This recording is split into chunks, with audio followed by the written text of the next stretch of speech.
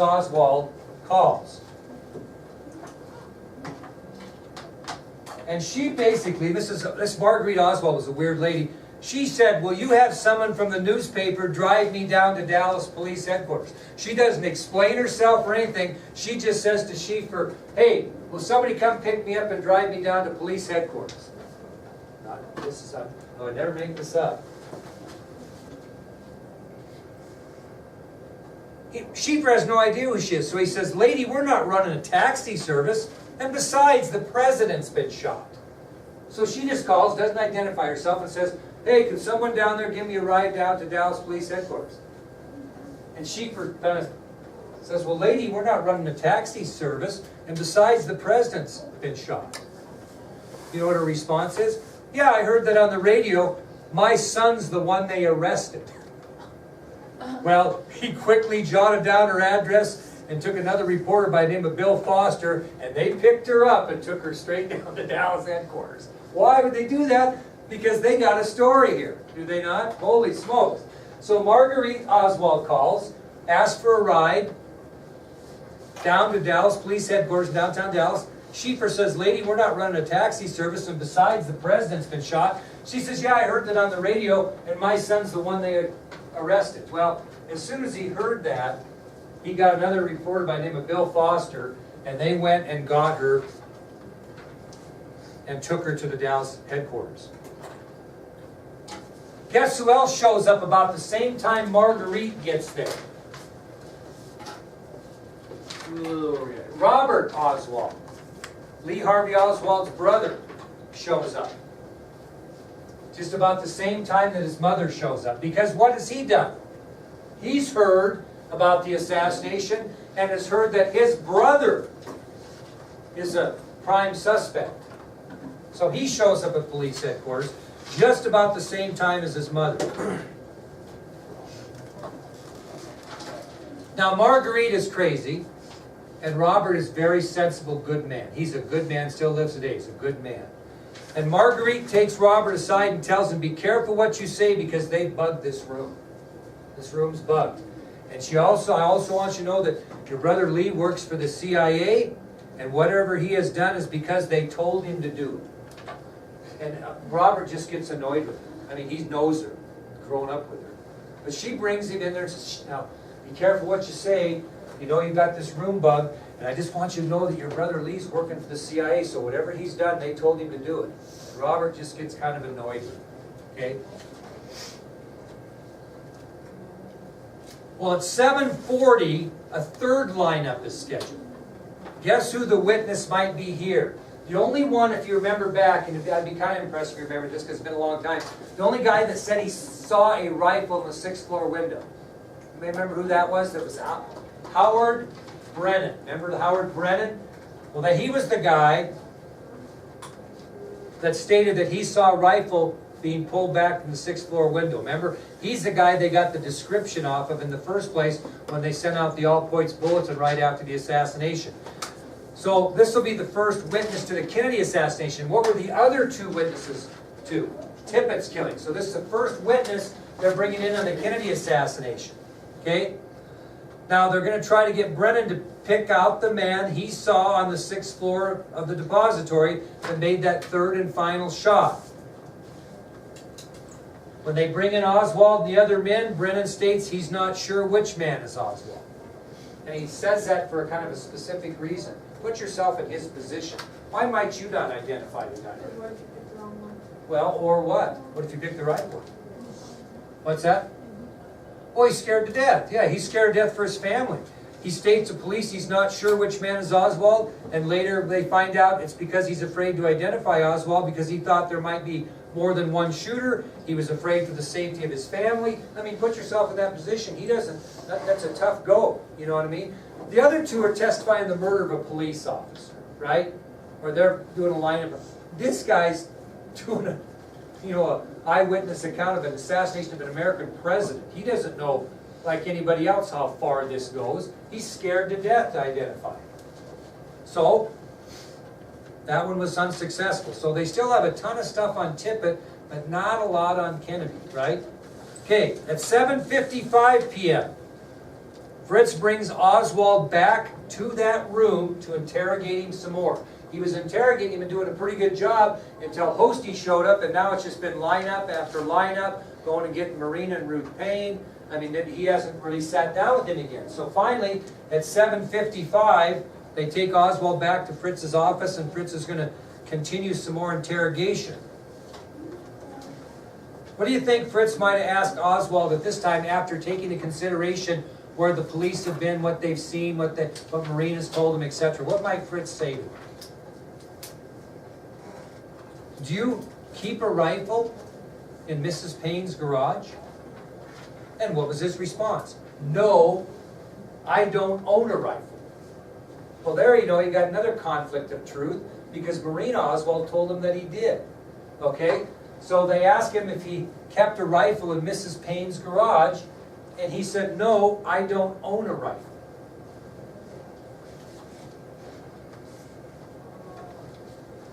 Well, what do you think Fritz told him then? Well, people who live at the house say you kept a rifle wrapped in a blanket in the garage. Oswald says, that's not true. And this time Fritz is getting a little frustrated. Finally kind of blurts out, Lee, you know you've killed the president, and this is a very serious charge. Oswald responded calmly, no, I haven't killed the president.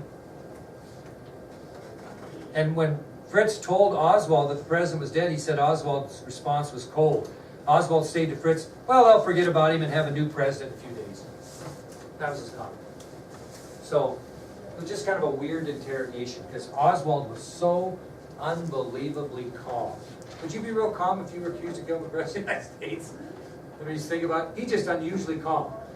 And so he denies shooting anybody, the president especially. And he's not too worried about the president being dead. He said, oh, they'll forget about him. They'll have a new president in a few days. Guess who the next person Captain Fritz brought in? Think about the people we've talked to. Who might you want to talk to after you've got all this information? You might want to talk to the guy that brought him to work that day. Yeah, so he brings in Buell Wesley Frazier to visit with him. Remember, he was the young man who gave Oswald a ride to work that Friday morning.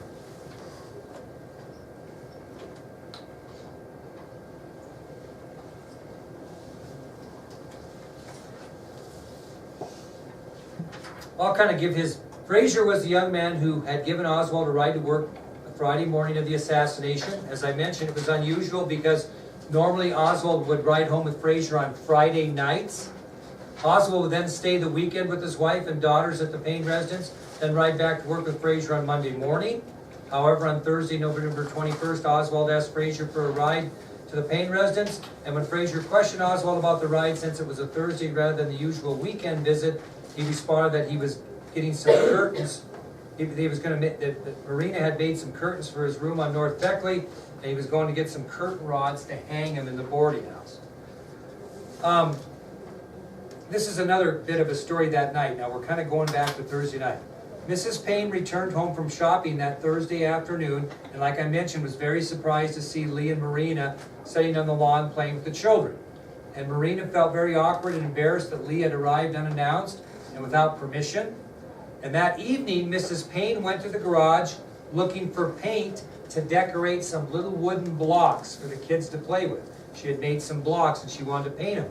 And when she went to the garage, she noticed that the light was left on in the garage, which she assumed Lee had been in the garage that night and forgot to turn the light up. It's a little bit of key information, because she went out that night to the garage and the light was on.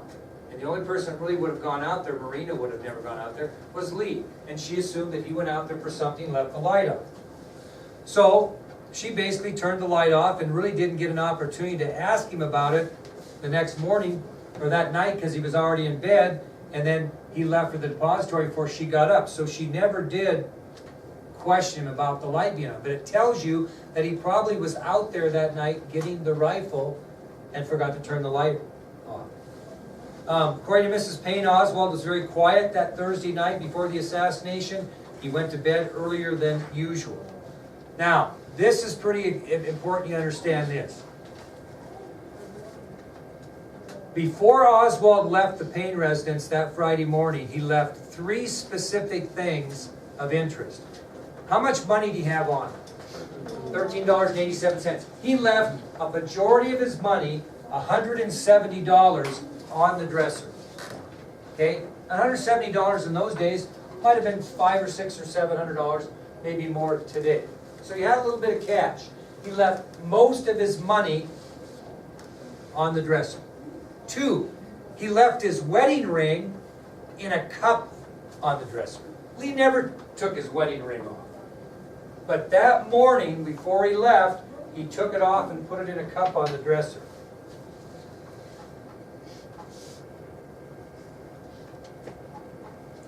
And he left a note for Marina to go get some new shoes for one of their daughters, Julie.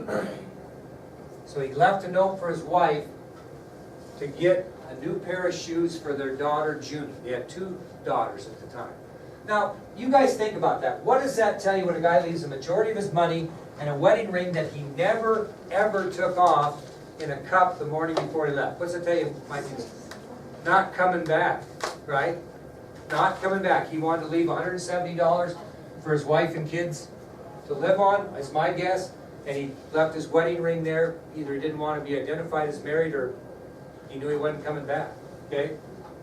So, Buell Fraser's in with Captain Fritz. And this is the 3 bits of information that Fraser gives Captain Fritz.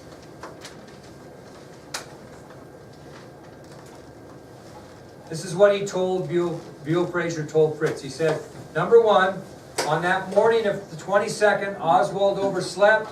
He dressed quickly, hurried down the street towards Fraser's home, and he knocked on the door at 7:10 a.m.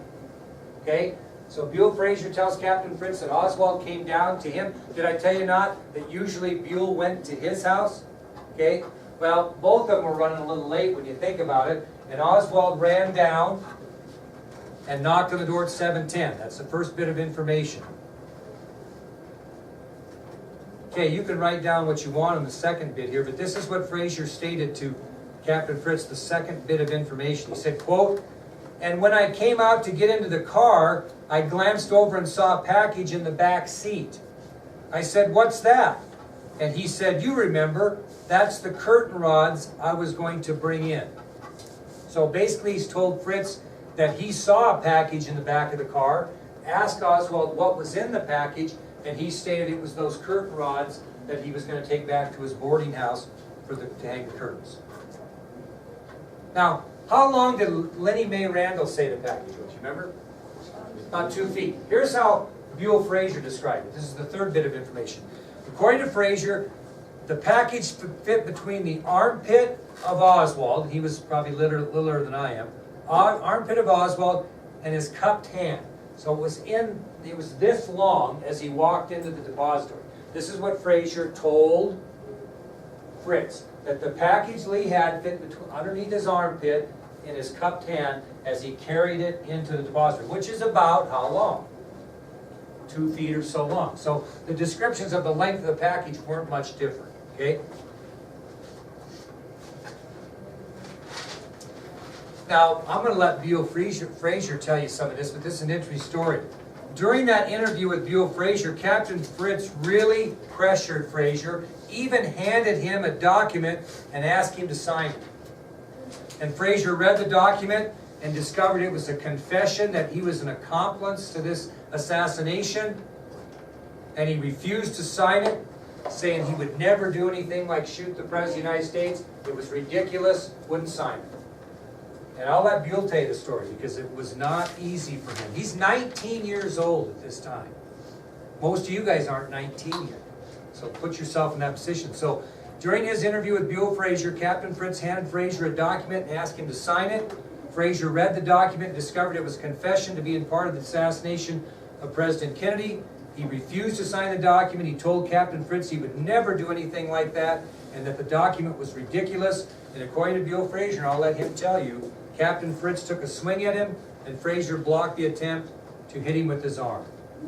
And he went on to tell Captain Fritz that if he tried that again, he would find himself in a hell of a fight. I'll let him tell you that. Okay? All right. We are going to start the day tomorrow with a short video about Buell Frazier. So you get an opportunity to see him and let him tell the story. Then I'm going to pick a day early next week, maybe Monday. Is everybody going to be here Monday? I want to pick a day in which Buell is available, and we'll give you a class period to visit with the man that you just heard about. I think it would be an interesting experience for you. He'll tell you the story. Okay? Tomorrow we'll continue on. What we're going to talk about tomorrow after the video is Fritz still trying to get evidence against Oswald. And what do they really want to do by the end of the day? What does Fritz want to do by the end of the day? He wants to charge Oswald with what? The murder of the President of the United States. But he's got to have sufficient evidence to do it. Okay?